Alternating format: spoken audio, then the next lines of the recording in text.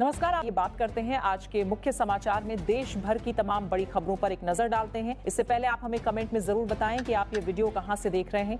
अब बेंगलुरु में लोगों को 30 से 45 मिनट के भीतर एलपीजी सिलेंडर की डिलीवरी मिलेगी। एचपीसीएल और एक क्विक कॉमर्स प्लेटफॉर्म के बीच देश की पहली ऐसी साझेदारी हुई है। शुरुआत में 5 किलो और 10 किलो के सिलेंडर ऑर्डर किए जा सकेंगे। केंद्र सरकार ने पेट्रोलियम उत्पादों के निर्यात पर लगने वाले विंडफॉल टैक्स में बदलाव किया है। सरकार ने डीजल और विमान ईंधन के निर्यात पर टैक्स बढ़ा दिया है, जबकि पेट्रोल के निर्यात शुल्क में कटौती की है। नई दरें 16 जुलाई से लागू हो गई हैं। मध्य प्रदेश में समान नागरिक संहिता यानी यूसीसी लागू करने की तैयारी तेज हो गई है। मसौदा तैयार करने वाली समिति ने अपनी रिपोर्ट मुख्यमंत्री मोहन यादव को सौंप दी है और सरकार आगामी मानसून सत्र में इस संबंध में विधेयक पेश कर सकती है। इसरो के वैज्ञानिकों के लगातार इस्तीफों को रोकने के लिए डिपार्टमेंट ऑफ स्पेस ने बड़ा फैसला लिया है। अब महत्वपूर्ण परियोजनाओं से जुड़े वैज्ञानिकों के इस्तीफे और स्वैच्छिक सेवानिवृत्ति पर अंतिम फैसला सीधे डिपार्टमेंट ऑफ स्पेस करेगा। एलन मस्क ने सोशल मीडिया प्लेटफॉर्म एक्स को लेकर बड़ा ऐलान किया है। उन्होंने कहा है कि सुरक्षा समीक्षा पूरी होते ही एक्स का पूरा कोडबेस ओपन सोर्स कर दिया जाएगा, जिससे तकनीकी दुनिया में नई बहस शुरू हो गई है। अमेरिका ने ब्राजील से आयात होने वाले कुछ उत्पादों पर 25% टैरिफ लगाने का फैसला किया है। इसके जवाब में ब्राजील सरकार ने इस कदम को द्विपक्षीय संबंधों के लिए झटका और वैश्विक व्यापार नियमों का उल्लंघन बताया है। एथेनॉल मिश्रित पेट्रोल से कार खराब होने के मामले में रायपुर उपभोक्ता आयोग ने बड़ा फैसला सुनाया है। एक ग्राहक की शिकायत पर आयोग ने मारुति सुजुकी को नई कार देने का आदेश दिया है। यदि कंपनी नई कार देने में विफल रहती है तो उसे वाहन की पूरी कीमत ग्राहक को चुकानी होगी। दिल्ली में सोनिया गांधी के आवास पर कांग्रेस संसदीय दल की अहम बैठक हुई। बैठक में राहुल गांधी, मल्लिकार्जुन खड़गे, शशि थरूर समेत कई वरिष्ठ नेता शामिल हुए और मानसून सत्र की रणनीति पर विस्तार से चर्चा की गई और पार्टी ने साफ कर दिया कि वह संसद में परिसीमन संशोधन विधेयक का पुरजोर विरोध करेगी। कांग्रेस अध्यक्ष मल्लिकार्जुन खड़गे ने प्रधानमंत्री नरेंद्र मोदी को पत्र लिखकर परिसीमन विधेयक के संशोधित प्रस्तावों पर चर्चा की मांग की है। उन्होंने कहा कि संसद में बिल पेश करने से पहले सर्वदलीय बैठक बुलाई जाए और सभी दलों को मसौदा पढ़ने और अपनी राय रखने के लिए पर्याप्त समय दिया जाए। संसद के मानसून सत्र से पहले सरकार भी अपनी रणनीति तैयार करने में जुट गई है। आज रक्षा मंत्री राजनाथ सिंह के आवास पर अहम बैठक होगी, जिसमें गृह मंत्री अमित शाह, जेपी नड्डा, किरेन रिजिजू समेत कई वरिष्ठ नेता शामिल होंगे।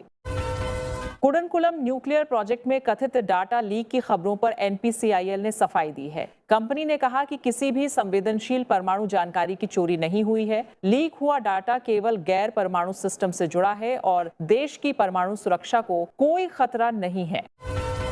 दिल्ली हाईकोर्ट ने सामाजिक कार्यकर्ता सोनम वांगचुक के स्वास्थ्य की नियमित जांच कराने का आदेश दिया है। अदालत ने कहा कि हर नागरिक का जीवन कीमती है और किसी को भी अपनी जान जोखिम में नहीं डालनी चाहिए। लंबे समय से जारी भूख हड़ताल के कारण सोनम वांगचुक का वजन 9 किलोग्राम से अधिक कम हो गया है। महाराष्ट्र नवनिर्माण सेना प्रमुख राज ठाकरे ने सोनम वांगचुक के आंदोलन का समर्थन किया है। उन्होंने कहा कि लोकतांत्रिक व्यवस्था में आंदोलनकारियों की आवाज दबाना चिंताजनक है और सरकार को उनकी मांगों पर गंभीरता से विचार करना चाहिए।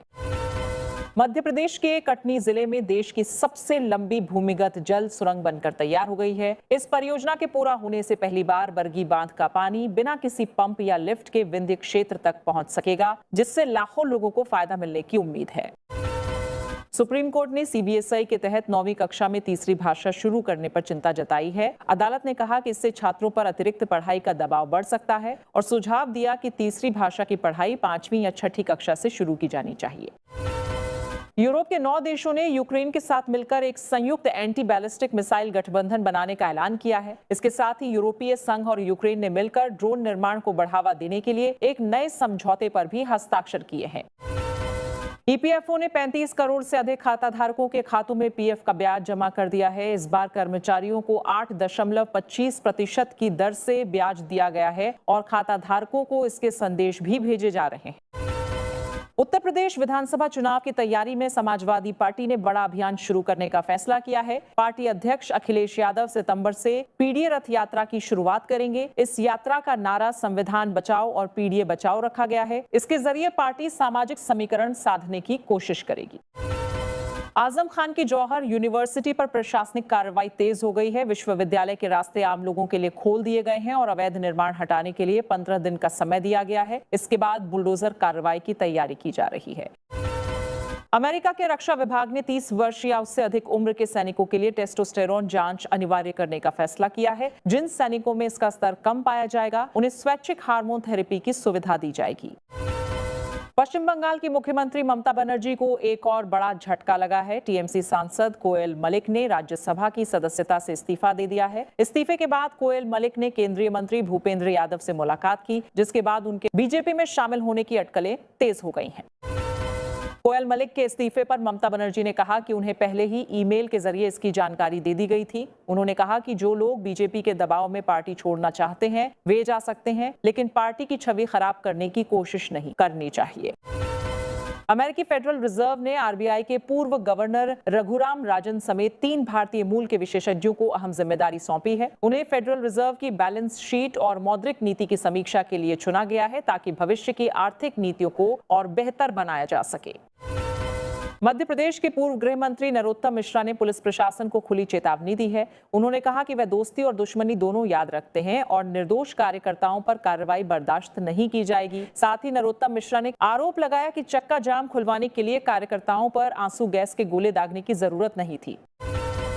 अमेरिकी मीडिया ने दावा किया है कि राष्ट्रपति डोनाल्ड ट्रंप ईरान में संभावित ग्राउंड ऑपरेशन के विकल्प पर विचार कर रहे हैं। हालांकि उपराष्ट्रपति जेडी वेंस ने कहा है कि अमेरिका ऐसा कोई कदम नहीं उठाना चाहता जो बिना किसी स्पष्ट रणनीति के लंबे समय तक चलता रहे। इंदौर में एक कार्यक्रम के दौरान मुख्यमंत्री मोहन यादव ने कहा कि अलग अलग धर्मों के लिए अलग अलग पर्सनल लॉ नहीं होने चाहिए। उन्होंने कहा कि सभी नागरिकों के लिए समान कानून होना चाहिए और मुस्लिम महिलाओं के अधिकारों की रक्षा भी जरूरी है। रोहिंग्या और बांग्लादेशी घुसपैठ मामले में प्रवर्तन निदेशालय ने कई राज्यों में छापेमारी की है। पश्चिम बंगाल, उत्तर प्रदेश और दिल्ली समेत कई स्थानों पर फर्जी दस्तावेज और विदेशी फंडिंग नेटवर्क की जांच चल रही है। एजेंसी डिजिटल सबूतों और अवैध पहचान पत्रों की भी पड़ताल कर रही है। पंजाब कांग्रेस में अंदरूनी घमासान अब सोशल मीडिया तक पहुंच गया है। चरणजीत सिंह चन्नी को मुख्यमंत्री चेहरा बनाने की मांग के साथ समर्थकों ने सारा पंजाब चन्नी दे नाल अभियान शुरू कर दिया है और लगातार सोशल मीडिया पर पोस्ट साझा किए जा रहे हैं। इस बीच चंडीगढ़ में प्रताप सिंह बाजवा ने चरणजीत सिंह चन्नी से मुलाकात की। पंजाब के मुख्यमंत्री भगवंत मान ने कांग्रेस पर निशाना साधते हुए कहा कि पार्टी अपने अंदरूनी विवादों में उलझी हुई है। उन्होंने कहा कि कांग्रेस ने जनता की उम्मीदों को निराश किया है और आज पार्टी के नेता आपस में ही संघर्ष कर रहे हैं। पटना के बांकीपुर विधानसभा उपचुनाव से पहले राजधानी पटना में कई जगह राजनीतिक पोस्टर लगाकर जनसुराज पार्टी और प्रशांत किशोर पर निशाना साधा गया। वही पोस्टर में लिखा गया कि उन्हें वोट नहीं बल्कि नोट चाहिए। पोस्टर में उन्हें मुस्लिम टोपी और हाथ में नोटों की गड्डी के साथ दिखाया गया, जिससे चुनावी माहौल और गर्म हो गया है। विवादित मौलाना जर्जेश अंसारी के भगवान श्री कृष्ण पर दिए गए बयान के बाद नया विवाद खड़ा हो गया है। अयोध्या के महंत विष्णुदास ने मौलाना की जीप कर लाने वाले को 10 लाख रुपए का इनाम देने की घोषणा की है, जिसके बाद पूरे देश में इस बयान को लेकर राजनीतिक और धार्मिक प्रतिक्रियाएं तेज हो गई हैं। दिल्ली के जंतर मंतर पर एक्टिविस्ट सोनम वांगचुक की भूख हड़ताल 19वें दिन भी जारी रही। उनका वजन 9 किलो से ज्यादा कम हो चुका है। उन्होंने 20 जुलाई के मार्च को सफल बनाने की अपील की। यह आंदोलन नीट पेपर लीक, परीक्षा प्रणाली में पारदर्शिता और छात्रों को न्याय दिलाने की मांग को लेकर चल रहा है। हैदराबाद के एक निजी स्कूल में हिंदू छात्रों को कलमा पढ़ाने का मामला सामने आया है। अभिभावकों ने आरोप लगाया कि 6 साल के बच्चे को होमवर्क में कलमा और फातिहा याद करने को कहा गया। विवाद बढ़ने के बाद स्कूल प्रबंधन ने आरोपी शिक्षिका को नौकरी से बर्खास्त कर दिया है। ऐसी ही सच्ची और तेज खबरों के लिए इंडिया 10 भारतवर्ष को सब्सक्राइब करें।